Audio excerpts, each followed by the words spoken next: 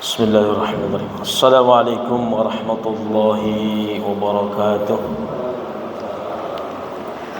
Innal hamdalillah nahmaduhu haqqa hamdihi wa nashkuruhu haqqa shukrihi nahmaduhu wa nasta'inuhu wa nastaghfiruh wa na'udzu billahi min shururi anfusina wa sayyiati a'malina may yahdihillahu fala mudilla lahu wa yudlil falan tajida lahu waliyyan mursyida. قال الله تبارك وتعالى في القرآن الكريم أعوذ بالله من الشيطان الرجيم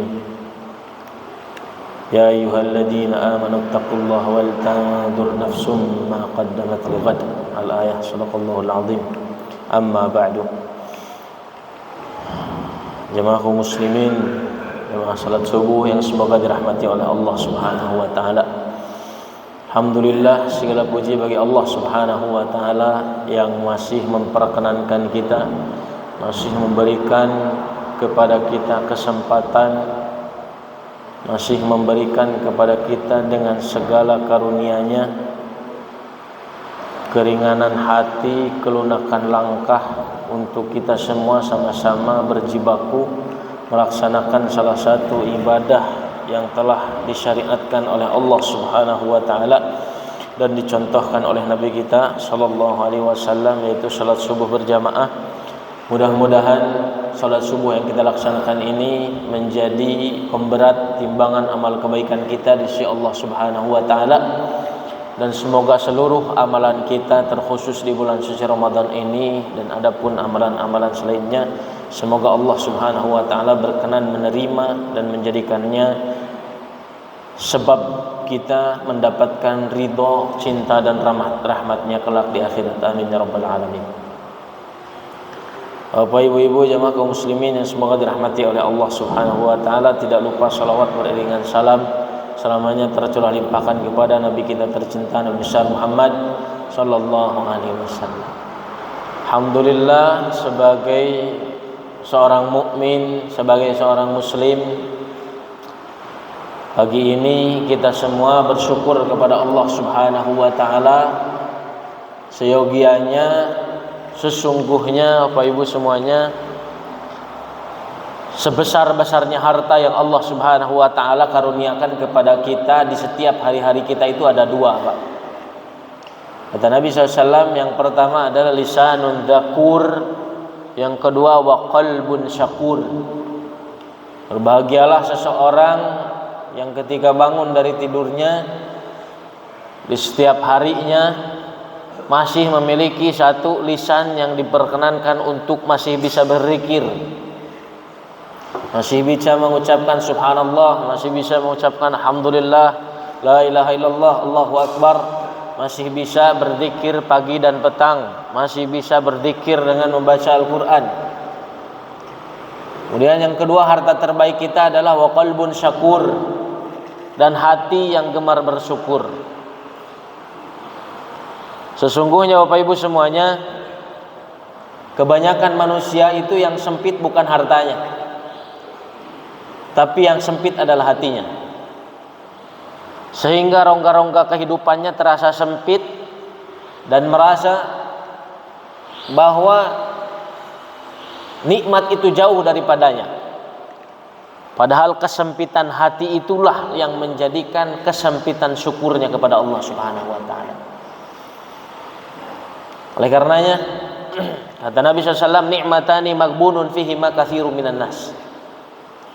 Ada dua nikmat juga yang disebabkan dua nikmat ini kebanyakan manusia tertipu karenanya.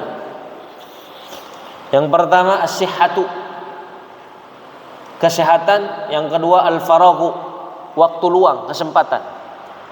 Tak sedikit manusia yang terjerumus, tertipu, maghrur dengan dua nikmat ini ketika diberikan kesehatan dan diberikan waktu luang. Tidak banyak manusia yang betul-betul diberikan hidayah dan taufik oleh Allah Subhanahu wa taala untuk mempergunakan dan memaksimalkan kedua nikmat ini di atas jalan yang betul-betul diridhoi oleh Allah Subhanahu wa taala. Makanya kata para ulama, min a'zami anwa'ir rizqi, di antara jenis bentuk rizki yang paling besar itu adalah as-sihhatu, kesehatan. Wa min adna darajatir rizqi, dan di antara bentuk rizki yang paling rendah al-malu adalah apa? Harta. Ternyata Bapak Ibu semuanya, ini yang saya pegang, HP yang kita pegang, mobil yang kita kendarai, motor yang kita kendarai, rumah yang kita diami, itu adalah serendah-rendahnya rizki yang Allah hadirkan kepada kita. Harta yang banyak, tanah yang luas, rumah yang mewah, kendaraan yang pantas, ternyata itu adalah bagian rizki yang paling rendah yang Allah Subhanahu wa ta'ala berikan kepada kita. Dan ternyata bentuk rizki terbesar yang Allah berikan kepada kita adalah apa? As-sihhatu, kesehatan. Apalah gunanya rumah yang luas itu, kasur yang empuk itu, kendaraan yang mewah itu ketika jasadnya sakit? Bukankah tikar di rumahmu lebih baik daripada kasur empuk di rumah sakit? Bukankah makanan yang sederhana itu lebih baik daripada makanan mewah yang kita dapati di rumah sakit? Karenanya sangat-sangat banyak kita bersyukur kepada Allah Subhanahu wa ta'ala di pagi yang mulia ini. Jemaah kaum muslimin, jemaah salat subuh yang semoga dirahmati oleh Allah Subhanahu wa ta'ala, setidaknya di bulan suci Ramadan ini kita perlu memahami satu hal yang dipesankan oleh Nabi Shallallahu alaihi wasallam. Di sini saya rangkum setidaknya menjadi 4 poin. Yang ini diambil daripada redaksi hadis Nabi Shallallahu alaihi wasallam. Beliau bersabda, "Innal jannata mushtaqatun ila arba'atin." Sesungguhnya surga itu merindukan 4 golongan orang. Janganlah kita mengaku mukmin muslim yang baik ketika surga saja tidak kita dambakan. Surga yang kata Nabi SAW, "Ma la ainun ra'at wa la udhunun sami'at wa la yakhturu bi bali ahadin." Kama qala sallallahu. Surga itu adalah yang tidak bisa dilihat dengan mata, tidak bisa didengar dengan telinga, tidak bisa dibayang-bayangkan dengan hati. Saking apanya, Pak? Saking indahnya surga. Sedikit gambaran surga banyak sekali Allah Subhanahu wa ta'ala gambarkan dalam Al-Quran.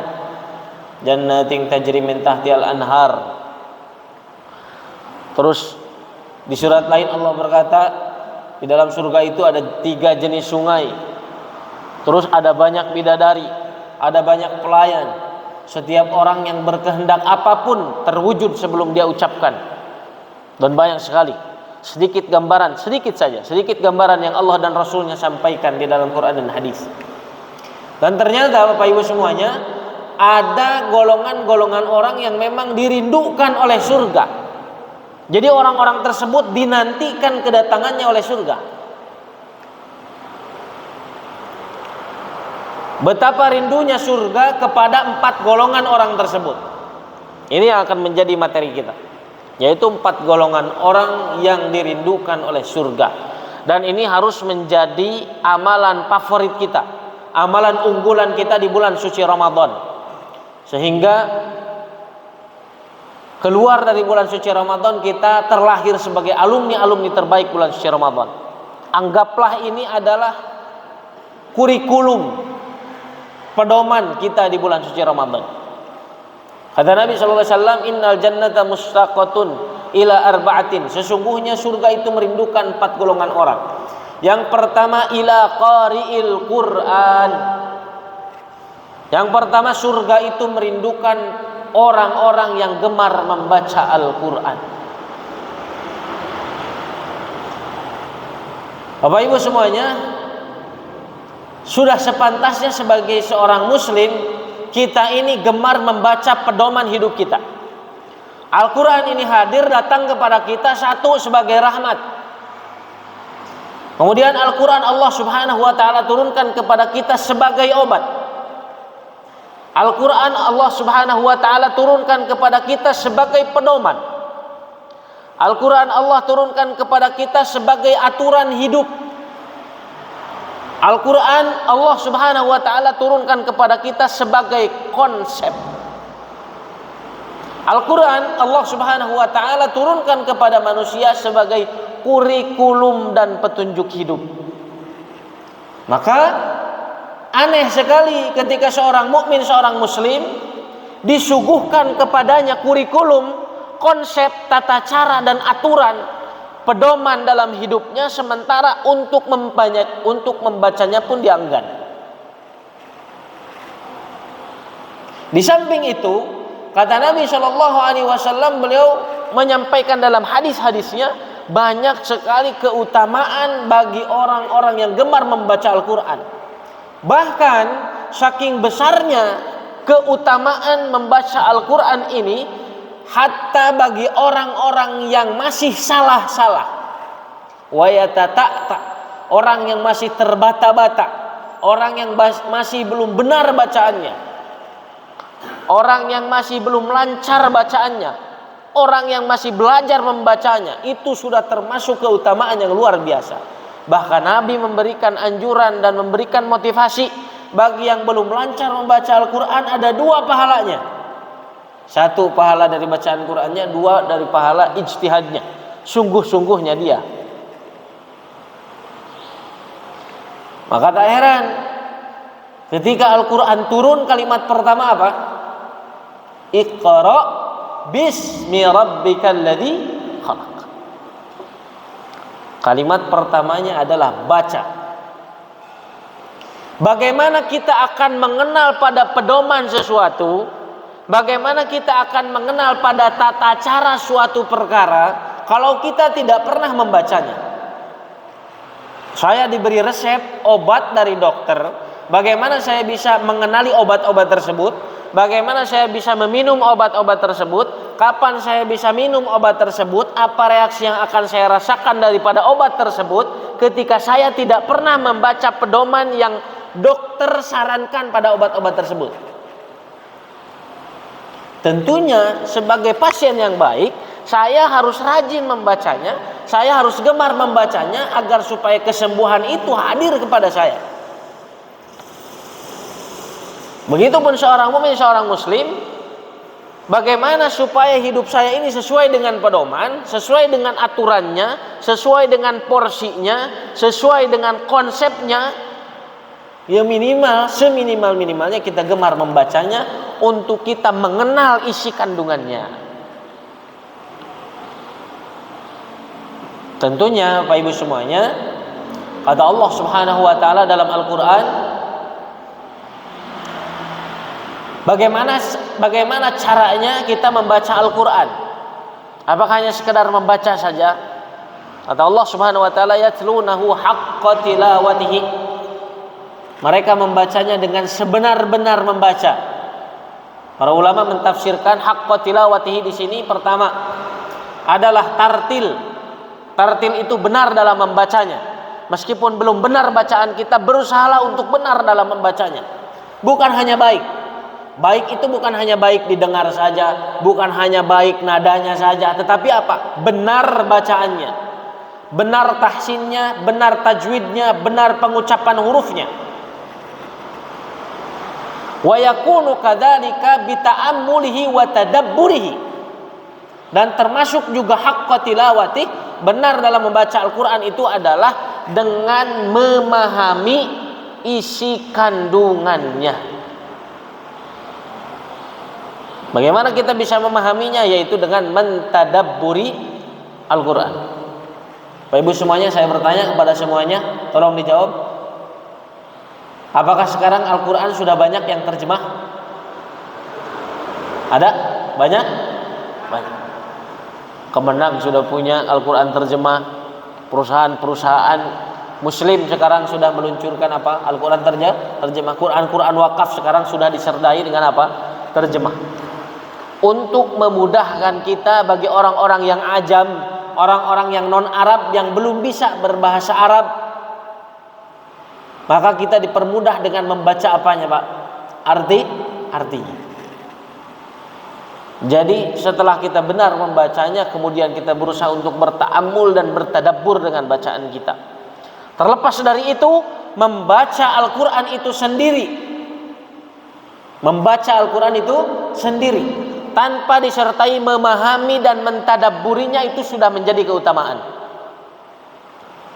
Maka kata Nabi sallallahu alaihi wasallam, "Iqra'ul Qur'ana fa innahu ya'ti syafi'an li ashabihi."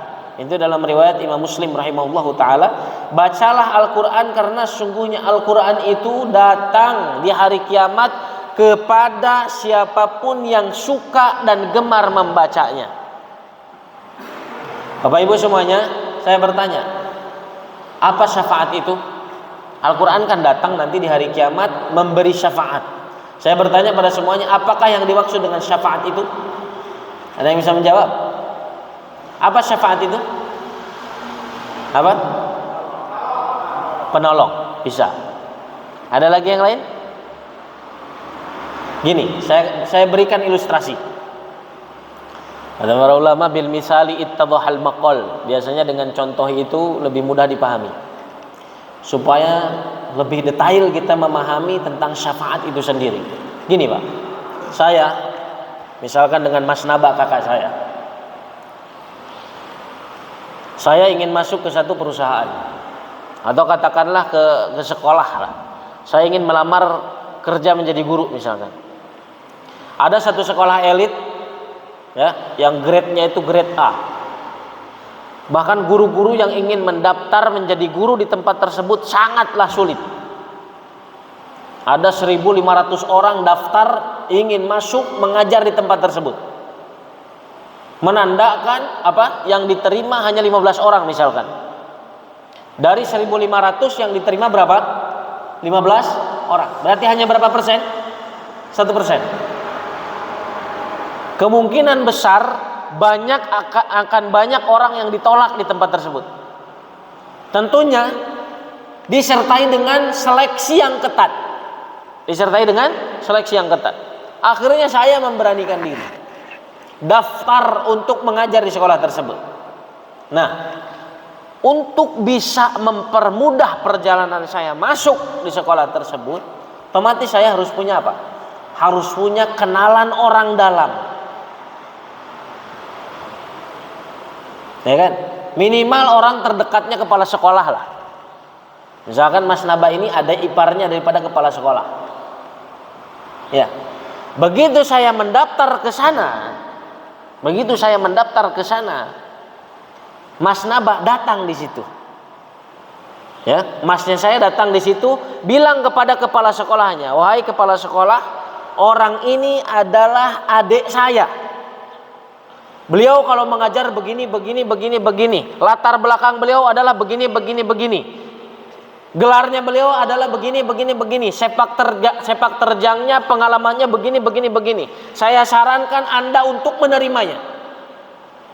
Lebih tepat ketika Anda bisa menerimanya di sini, karena akan sangat membantu, menunjang sekali pembelajaran di tempat ini." Bisa dipahami? Jadi apa? Mas Naba di sini posisinya adalah sebagai syafaat. Jadi apa syafaat itu? Lebih tepatnya syafaat itu adalah rekomendasi. Apa? Rekomendasi. Di sini syafaat itu lebih tepatnya rekomendasi. Cuma bedanya adalah rekomendasi yang sudah pasti diterima. Sekali lagi, rekomendasi yang sudah pasti diterima. Jadi Al-Quran nanti akan datang kepada siapapun yang gemar membacanya untuk merekomendasikan kepada seleksi surga. Seleksi surga yang saat itu sangat sulit sekali orang untuk bisa memasukinya. Nah, Al-Quran datang sebagai syafaat merekomendasikan orang-orang yang gemar membacanya untuk dipermudah masuk ke dalam surga. Allahumma ja'alna minhum. Ya, maka seyogianya kita sebagai seorang mukmin muslim yang baik, di samping banyaknya keutamaan yang Allah Subhanahu wa taala sediakan untuk orang-orang yang gemar membaca Al-Qur'an, maka hendaknya kita memanage waktu kita untuk kita memberikan sela-sela waktu, memberikan sebagian waktu kita untuk membaca Al-Qur'an. Sesibuk apapun kita, Bapak Ibu. Dan membaca Al-Quran ini adalah amalan yang paling ringan tapi pahalanya subhanallah. Hadis yang sering kali diucapkan oleh para dai mungkin, la naqulu alif lam mim harfun. Nabi SAW bersabda, saya tidak mengatakan alif lam mim itu satu huruf. Akan tetapi apa? Alifun harfun wa lamun harfun wa mimun harfun. Alif itu satu huruf, lam itu satu huruf, mim juga satu huruf. Per satu huruf ada 10 pahala kali 3, kali satu surat, kali satu lembar, kali satu juz, kali 30 juz. Ada berapa juta kelipatan pahala yang akan kita dapatkan. Itu yang pertama. Jadi orang yang dirindukan oleh surga yang pertama adalah qari'il Quran, orang yang gemar membaca Al-Quran. Jamaah salat fajar semoga dirahmati oleh Allah Subhanahu wa taala. Kemudian yang kedua, orang yang dirindukan oleh surga itu adalah wahafidhil lisani, dan orang yang pandai menjaga lisan. Subhanallah. Lisan ini adalah anggota badan kita yang sering banget disampaikan bahwa dia tajam dan tak bertulang. Dia tidak memiliki tulang tapi apa? Tajam luar biasa. Ada berapa banyak dosa besar yang dilahirkan disebabkan lisan, di sisi lain berapa banyak juga amalan besar yang bisa disebabkan oleh lisan. Ibarat pisau bermata dua Pak lisan itu. Kapan salah kita mempergunakannya, ketajamannya akan beresiko pada kita sendiri. Tidak main-main. Dosa yang disebabkan lisan itu kadang dosa besar. Dosa besar. Meskipun hanya diucapkan saja. Ada berapa pertemanan yang berpisah disebabkan apa? Lisan. Ada berapa pasangan yang bercerai disebabkan lisan. Ada berapa ikatan keluarga yang berpecah belah disebabkan apa? Lisan. Ada berapa jamaah yang bertafarruq, terpisah-pisah disebabkan apa? Lisan. Makanya kata Abu Bakar radhiyallahu anhu ketika menasihatkan ini kepada sahabat, kuffa alaika hada. Sambil menggenggam lisannya beliau berkata, kuffa alaika hada. Hati-hati engkau dengan lisan ini. Itu sambil digenggam lisannya. Berhati-hatilah dengan lisan ini. Meskipun kecil dan tak bertulang, sebab dan dampaknya bisa besar di tengah-tengah manusia. Berdusta adalah dosa yang disebabkan oleh lisan dan itu termasuk dosa besar. Fitnah termasuk dosa yang bisa disebabkan oleh lisan dan itu termasuk dosa besar. Ghibah atau membicarakan dosa orang lain, gosip, adalah termasuk dosa besar yang disebabkan oleh apa? Lisan. Membicarakan kesalahan orang lain. Jika kesalahan itu benar adanya, itu menjadi ghibah. Jika kesalahan itu yang kita bicarakan tidak benar adanya, malah menjadi fitnah. Gak ada baiknya. Tanda orang munafik adalah orang yang suka dengan berdusta. Ayatul munafikina salasun idza hadatsa kadzaba. Di antara tanda orang munafik itu yang pertama adalah ketika berbicara dia berdusta. Padahal kata Nabi SAW, iyyakum wal kadzib fa innal kadziba yahdi ilal fujur, al fujur yahdi ilan nar. Hati-hatilah kalian dengan berdusta, karena sungguhnya dusta itu mengantarkanmu kepada keburukan dan keburukan itu mengantarkanmu pada neraka. Makanya di antara konsep orang menjaga lisan itu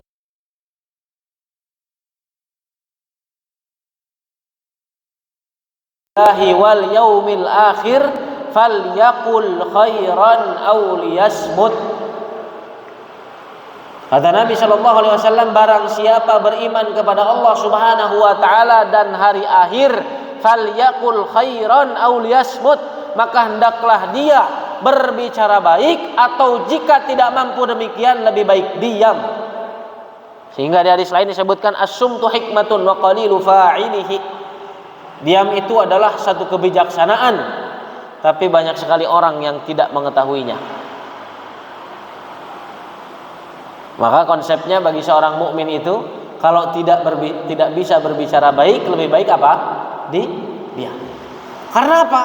Lisan kita ini kalau tidak kita jaga liar, dan itu sangat berbahaya.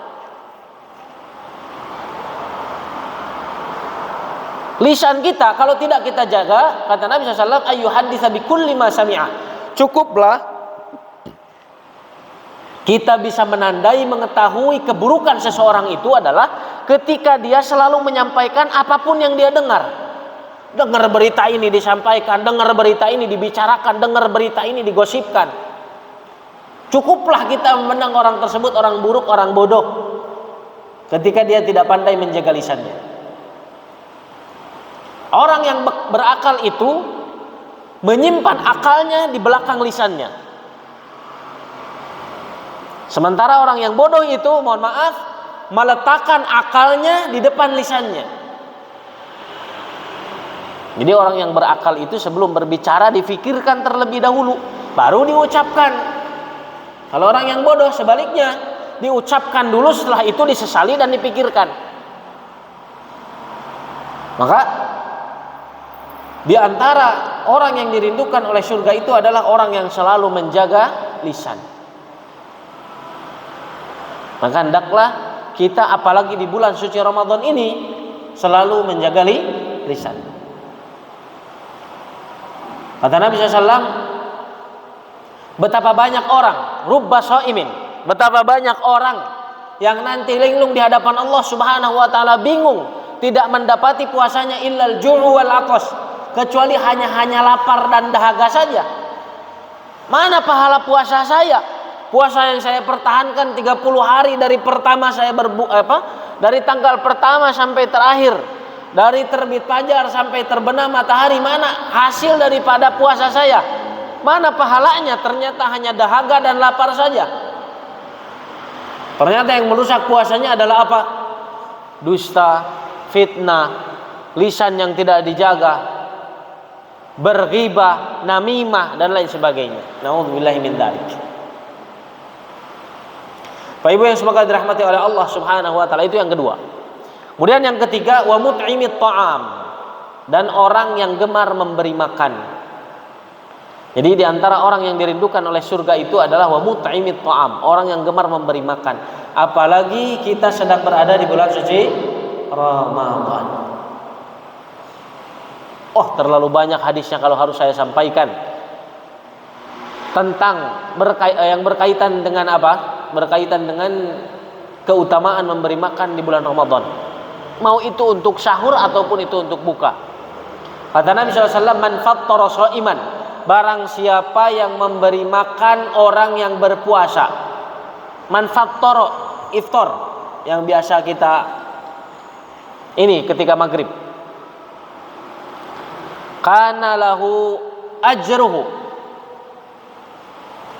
maka baginya pahala orang yang berpuasa tersebut. Ghaira annahu la yanqusu min ajri shaimi syai'an, atau kama qala sallallahu alaihi wasallam, tanpa dikurangi pahalanya sedikit pun. Berarti secerdas-cerdasnya orang, secerdas-cerdasnya mukmin di bulan suci Ramadan adalah orang yang gemar memberi makan. Maksudnya makanan berbuka ya, bukan di tengah hari. Tanpa dikurangi sedikit pun, Pak. Berarti satu hari kita memberi makan 5 orang yang berpuasa, memberi berbuka kepada 5 orang berpuasa, berarti kita dapat berapa? 1 pahala kita, 5 pahala orang berpuasa. Dan semakin banyak juga pahala orang yang berpuasa. Sementara kata Allah Subhanahu wa taala dalam hadis qudsi, as-saumu li wa ana ajzi bihi. Puasa itu untukku dan pahalanya pun hanya aku yang tahu. Khusus aku yang akan memberikannya gitu. Eksekutif dan eksklusif. Itu pahala puasa. Dan bayangkan kalau ada 1000 orang atau lebih banyak lagi orang yang kita beri makan di bulan Ramadan ini. Mudah-mudahan Allah Subhanahu wa taala memberikan kemudahan kepada kita untuk melaksanakan amal tersebut. Kemudian yang terakhir, was-shaimi fi Ramadan. Di antara orang yang dirindukan oleh surga itu adalah orang yang berpuasa di bulan suci Ramadan, dan itu adalah kita, insyaallah. Hari ini, saat ini kita sedang berpuasa. Mudah-mudahan Allah berikan umur panjang, Allah berikan kelancaran sehingga kita bisa menyelesaikan dan menuntaskan puasa ini dalam keadaan lancar dan sehat. Kata Nabi SAW, man shoma ramadana imanan wa ihtisaban ghufira lahu ma taqaddama min dzanbihi. Barang siapa yang berpuasa di bulan suci Ramadan ini imanan wa ihtisaban, atas dasar iman dan mengharap pahala ridha Allah Subhanahu wa taala, ghufira lahu ma taqaddama min dzanbihi, maka diampunilah dosa-dosanya yang telah lalu. Kita tidak tahu Bapak Ibu semuanya ada berapa banyak lembaran catatan keburukan kita di 11 bulan yang lalu. Dari Syawal yang lalu sampai Sya'ban yang kemarin, entah berapa banyak amalan yang diterima oleh Allah Subhanahu wa taala dan yang tidak diterima. Entah berapa banyak majelis yang kita tinggalkan, berapa banyak sholat sunnah yang kita abaikan, berapa banyak sholat fardu yang banyak kekurangan. Ada berapa banyak amalan kebaikan yang cacat dalam amalan kebaikannya. Ada berapa banyak khilaf, alfa dan dosa kesalahan yang kita lakukan. Ghufira lahu ma taqaddama min dzanbih. Kata Nabi SAW, diampuni seluruh dosanya yang telah lalu. Makanya inna fil jannati, sesungguhnya di surga itu, baban, ada satu pintu, yuqalu lahu Rayyan. Nama pintu tersebut adalah apa? Pintu Ar-Rayyan. Dan ternyata pintu ini khusus hanya akan dimasuki oleh orang-orang yang berpuasa. Mudah-mudahan kita adalah golongan orang-orang tersebut, dan semoga Allah Subhanahu wa taala menolong kita semua untuk bisa melaksanakan 4 amalan ini sehingga kita menjadi orang-orang yang berkarakter di bulan suci Ramadan ini, bukan hanya berpuasa yang melelahkan saja, tetapi menjadi amalan-amalan yang betul-betul diterima di sisi Allah Subhanahu wa taala. Semoga kita diberikan karunia gemar membaca Al-Quran. Semoga Allah Subhanahu wa taala berkenan menjaga lisan kita, kemudian memberikan kemudahan kita untuk memberi makan orang-orang di sekitar kita, apalagi di bulan Ramadan ini. Dan kemudian Allah Subhanahu wa taala semoga selalu menolong dan menguatkan kita untuk terus memberikan kelancaran dan kesehatan bagi kita di bulan suci Ramadan ini. Amin ya rabbal alamin. Sekian, ini mungkin yang bisa disampaikan. Mudah-mudahan yang sedikit ini bermanfaat, dan mudah-mudahan Allah Subhanahu wa taala mencatat ini sebagai amal kebaikan, dan semoga Allah Subhanahu wa taala berkenan menolong dan membantu kita, memberikan hidayah dan taufiknya kepada kita untuk terus mendekatkan diri kepadanya. Amin ya rabbal alamin. Wassallallahu ala nabiyyina Muhammadin wa ala alihi wa sahbihi wa baraka wa sallam. Subhanakallahumma bihamdika asyhadu an la ilaha illa anta astaghfiruka wa atubu ilaik. Sekian yang bisa disampaikan, mohon maaf bila ada kesalahan. Wabillahi fisabilillah. Wassalamualaikum warahmatullahi wabarakatuh.